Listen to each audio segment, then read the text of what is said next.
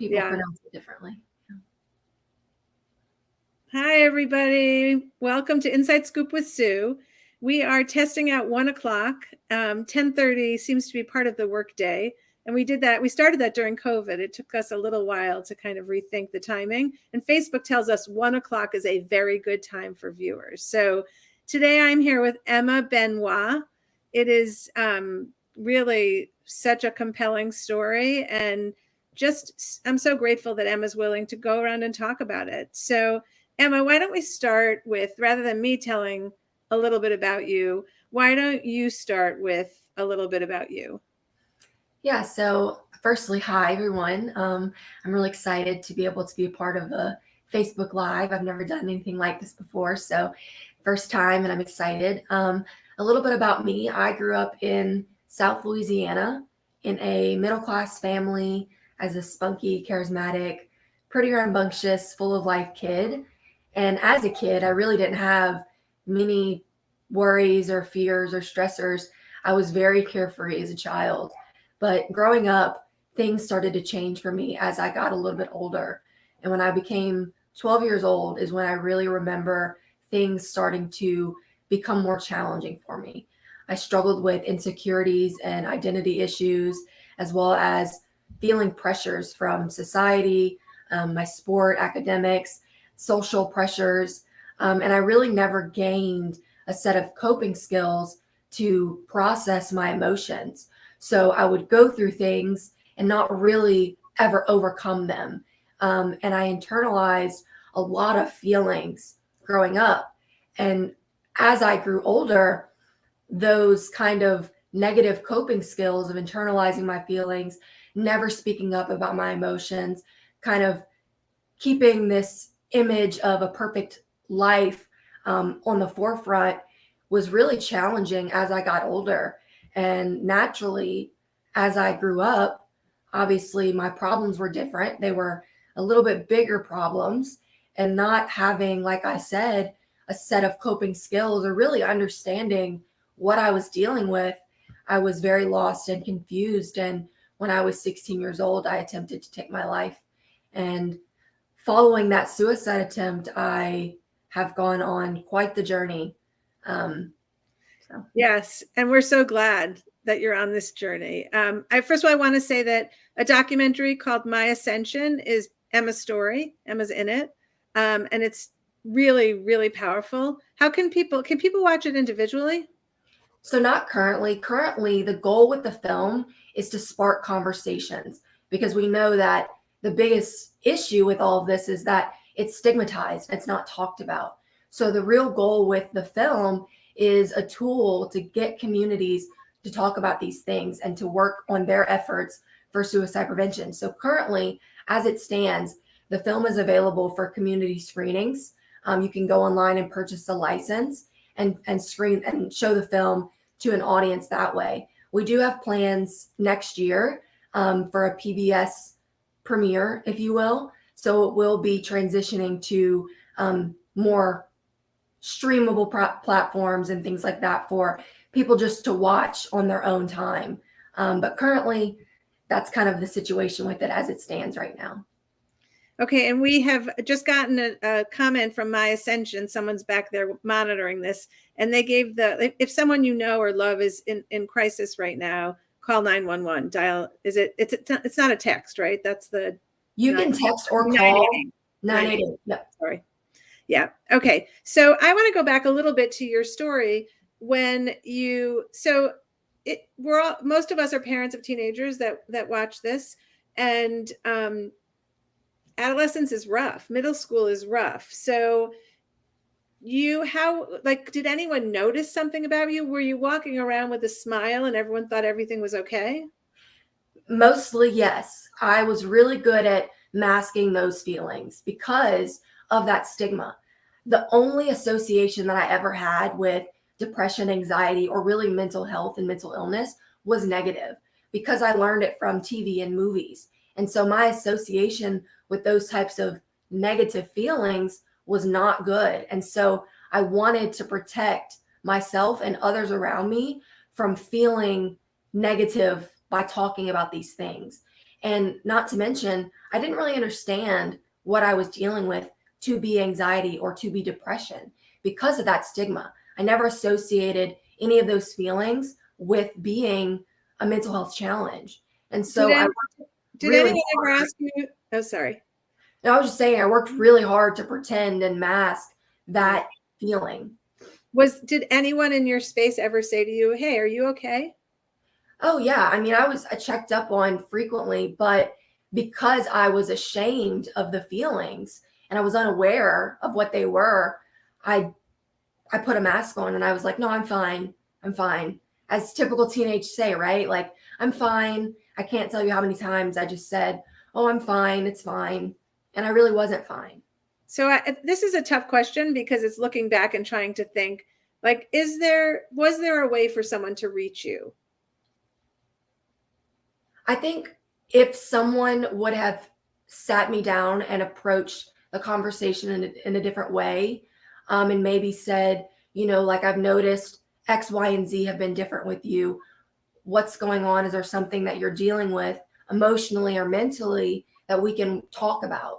If they would have maybe approached the conversation in that aspect of your mental health is a concern, then it may have looked a little different. Obviously, hindsight, everything is 2020. Yeah. But from my experience and my knowledge now, I think looking back, had they kind of approached that conversation in a mental health light, it may have looked different. So the movie is not just about your story, but for all of us, it's finding the way to say the words. Like, I know people have come on our show and said, ask your kid if they're thinking of hurting themselves, Mhm. ask them if they've ever thought of suicide. That is so hard Yeah. to get out. Did anybody along the way ever ask you that question? No, that word suicide was never uttered around me. The only times I ever heard it was, like I said, on television or movies.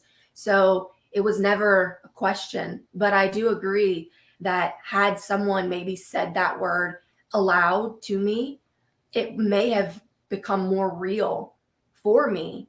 And I would have been able to maybe talk through that thought process better with someone had they said the word, because it is a scary word. Yeah. Very scary. Do you remember the first time you had a thought about suicide? Um, I don't remember the exact first time, but I remember the context of the time and the setting of the time. Yeah, I was 14. It was probably like my freshman year of high school is when these thoughts and feelings really started to arise. And they started out as suicidal ideations. So thoughts like, I wish I was never born. What's the point of life? If I wasn't here, none of this would matter. Things like that. And then slowly, as my struggles deepened, they progressed into more active suicidal thoughts. But honestly, from my experience, it took a matter of days for me to act on that thought. I had pretty intrusive suicidal thoughts a few days leading up to the attempt. But on the day of the attempt, those thoughts were so intrusive and so prominent, and so hard to get rid of, that I acted. Wow.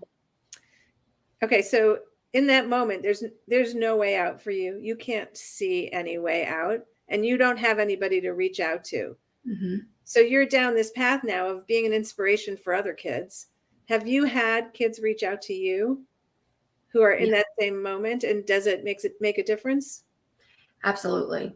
I'm so grateful and I'm so honored that young people feel like they can talk to me, like they can relate to me and they can reach out to me when they're hurting. I have, not to name any names, but I've helped several young people who've reached out to me via Instagram and things like that, who are just really struggling. And the biggest thing that I hear from them is they feel trapped, same as I felt. I felt trapped in my struggle, and they feel so trapped in their struggle. And they also feel like they don't want to talk about it with their parents, and they don't want to talk about it with adults because they're afraid of the response that they're going to be given. And I can relate 100%. And it's been so helpful for them to be able to talk to me, and we could kind of relate back and forth on that matter.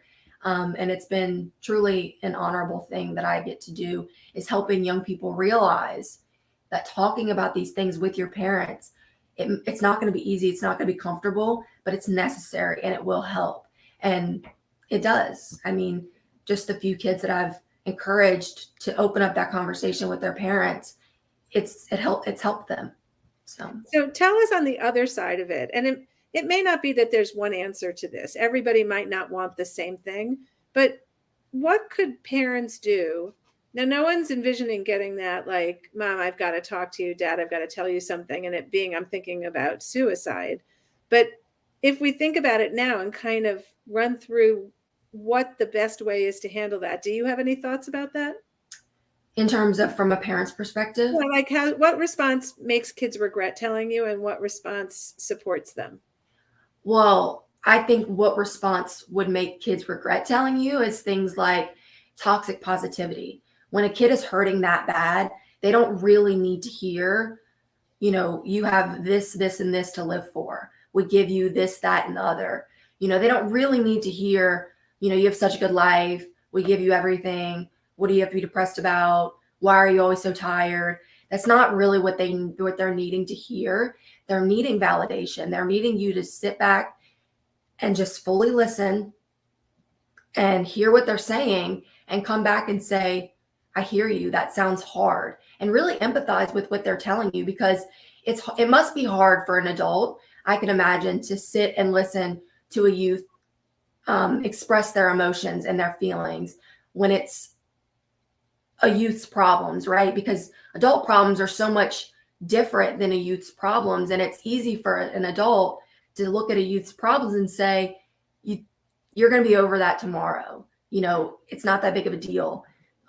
You're going to bounce back from this. It's easy for the adult's brain to process it in that way, but the youth's brain needs help. Our brains need help processing the things that happen to us, the things that we're told. We need help processing those things. So I think coming from a different perspective, maybe as a parent, understanding where your kid is at mentally might help. So when they're struggling, you can better approach it and not view it as your kid acting out, typical teenager, more along the lines of, my kid might be struggling mentally and emotionally. Let me talk to him. And I think it's really important that you don't try to jump in and fix the problem immediately. And I know I can only imagine as a parent, when your kid is hurting, you just want to fix it. You just want to take it away. But it's unfortunate, but that's not helpful to take the pain away immediately. You shouldn't go into that conversation saying, I'm going to make them feel better right now, immediately, because that's not reality, right? Like, we don't go through things and then immediately someone tells us, oh, it's going to be fine, and we're fine. It doesn't really work like that. I think so much of what's happening is that we're terrified. And so if we can figure out how to, just by telling your kid how beautiful they are or how talented they are, they're going to realize now that they're going down a path they don't need to go down. And you're telling us something that in some ways is even easier. We aren't being asked to solve the problem at that moment. We're being asked to sit with them. Yep. And I saw in the documentary how you leaned in and you listened, and you often said, I know that's really hard. So for parents, I mean, to me, that's such a gift to kind of hear language and know that I can say that. I can say that anytime. I can say, it sounds like you're really struggling. Yep. And just be present. Mm-hmm. What's the next step after that? Well, once you've sat with them in the discomfort and you let them feel that emotion, it's so important for people to feel their feelings instead of running away from them or pushing them down. When you've sat with that emotion and you validated it and you let them know that you heard them and you empathize with them by telling them that sounds like it's hard, then the next step would be, how can I support you in this issue? What steps would you want to take to resolve this problem? So everything looks different. Obviously, this is all circumstantial, but baseline, the next step would be, after you've empathized with them and sat with them and let them feel it, would be, how do we resolve this? Okay. What steps do you think that we should take to fix this issue? So if it's a girl that's picking on your daughter at school, talk through that. Say, what would be best for you? And give examples, give ideas, throw things out there. and just kind of have a team effort of resolving the situation at hand, honestly, and just talk through it. Troubleshoot ideas of maybe how you can work to not feel that way again in the future, if that happens again. So I think it's just a matter of opening up a problem solving dialogue with your kid. And if your kid, let's say that, I mean, most of us should be considering therapy at that point. Yeah. Maybe even 911. And if our kid is resistant to that, we do it anyway. Like if they're really desperate, we call 911, or what's the? I mean, I think so. 988 is the new hotline. It's understandable. Everyone's tripping it up these days, but so 988 is a text or call hotline at any time of the day, and you as a parent could text or call 988, letting them know that your kid needs support and you're trying and you're just not getting through to them, and they can connect your child with a peer support specialist. And they can try to help your kid, talk your kid down, or whatever the case may be. But honestly, it's got to be so hard. I'm not a parent, but I can only imagine. But you've got to keep advocating for your kids' mental health, because if they're resistant to opening up about it, just keep telling them how important it is to prioritize it. Because so I'm going to take you back a little bit, because I'm asking you questions they're hard, and people get PhDs in this and it's still hard. But do you have you found any resources that you want to kind of tell people about that you think are really valuable? Besides your movie. So yes, the film is an amazing resource, obviously. But truly, one of the best, from parents, what they've told me from parents' perspective, one of the best resources for a parent is a Facebook group. Honestly, some of the parents that I've spoken to who have kids that are actively struggling have said that the community and the connectedness of a Facebook group with other parents of kids who are struggling is very helpful for them, because they're able to kind of exchange experiences and take different things from different people and try different things. I wish there was more resources that would be able to recall off the top. I love the idea. The idea of finding community is really important. Yeah. And okay, so I don't know if are you going around the country right now when they're showing it? Is it more local or? I would say it's about 50-50 local and traveling. Yeah. So you're showing the film, and then you're speaking, and then kids come up to you afterwards. Yeah. So and you can see in the film the lines of kids that want to get a piece of you and tell you their story. Are there any running themes that you're seeing right now, that you're hearing right now from teenagers? A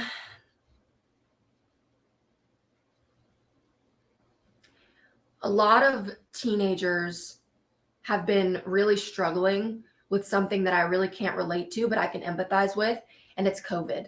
A lot of teenagers have been really expressing the just setback that they feel COVID put them in.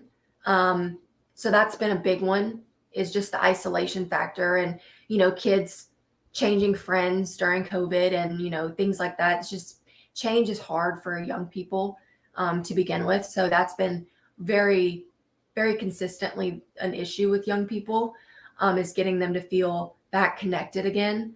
But honestly, the biggest overall thing that I hear from young people is that they're afraid to talk to their parents. They're afraid to talk to mom and dad about how they feel, because they're afraid that mom and dad are going to say, we give you everything, suck it up, things like that. What do you have to be depressed about? You're 16, get over it, Yeah. So they're really afraid of that. Okay. So you've traveled this path, you now travel speaking about this. What do you want teenagers to know? Oh, so much. Firstly, that they're not alone. They think they're so alone. They think they're the only one who's going through this and feeling this way, but they're not.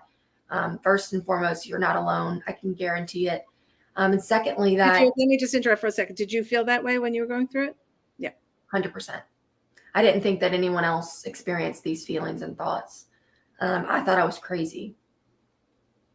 Truly. I thought that there's something wrong with me that I can't get a grasp on my life.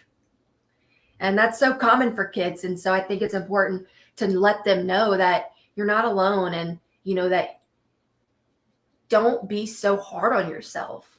I was so hard on myself, beating myself up for every little thing, every little failure. I put so much emphasis on all of my failures and never applauded my own success. I was so, so hard on myself. And I also felt like everything was permanent. Don't beat yourself up. None of this is permanent. Life changes, right? And so it's important to let them know that this feeling, this moment, this instance is not permanent. It won't last forever. These feelings won't last forever. So I think hearing that might have made a little bit of a difference for me, but I never heard that. So I was stuck in that mindset of my life sucks and it will always suck and it's always going to be this hard, and then to add to that thought, I always would remind myself that adults in my life would tell me, oh, just wait till you get older and you have bills. So then I would tell myself, oh, life's so hard right now and it's only going to get harder, so it's just that constant negativity mentality. So I would just encourage young people, step outside of that negative mental space and just know that nothing's permanent, and it's okay not to be okay. And, you're fine. It's going to be okay. It's all going to be okay. Okay, I want to share. Matthew says, I think it's important for parents to work on their own mental health resilience for themselves and also to be stronger for their kids in case they have mental health problems. Mental health side effects can ripple throughout a family. The stronger each family member is, the better, in my humble opinion. Thanks, Matthew. I mean, I think, of course, that's true because everyone's dealing with their own stuff. So it's not just our kids, but also I would say it's even important for us, if we don't want to deal with our own stuff, at least to talk about what our kids are going through with somebody. And a good therapist can really give you suggestions of how to engage your teenager. You had said something in there that I just lost, but I'll come back to it after, hopefully. Was there anything, I interrupted you. Was there anything else you wanted, that you want to put out there that you wish kids knew? No, I think I covered all the bases. Okay. Yeah. All right. And then is there, like, we're going to wrap this up. What do you want to leave people with? Well, I want everyone to know that mental health is health. I think as a society, we've come to a point where we aren't understanding that our brain health is equally as important as our gut health, our heart health, our skin health, etc. I think it's so simple to kind of take the brain out of it because we're all inside of our own brains. But I think it's important to know that our brain health is so important to our overall health. So I agree, Matthew, that we all as individuals need to be prioritizing that and working on that within our own selves to better be there for other people who are struggling. And just an overarching statement that I always like to say, silence will never keep you safe. I was totally convinced that I was doing everyone else a favor by keeping all of these emotions tucked deep inside, but I was harming others and myself by not being open and vulnerable and honest with my feelings. So silence will never keep you safe. That's great. I want to share. Is this your grandfather? My dad. Your dad? Okay. Cabs is watching you, baby girl. Great job. He's so proud of you. Oh, thanks sweet. for being here with us. And that was so sweet. Emma, I'm so grateful for you showing up here today with us for the documentary that opened my eyes to so many things I didn't understand, and for being an advocate now and going out there and sharing hope with everybody. So we're here to support you and grateful you're on this journey. And thanks again. Thank you so much for having me.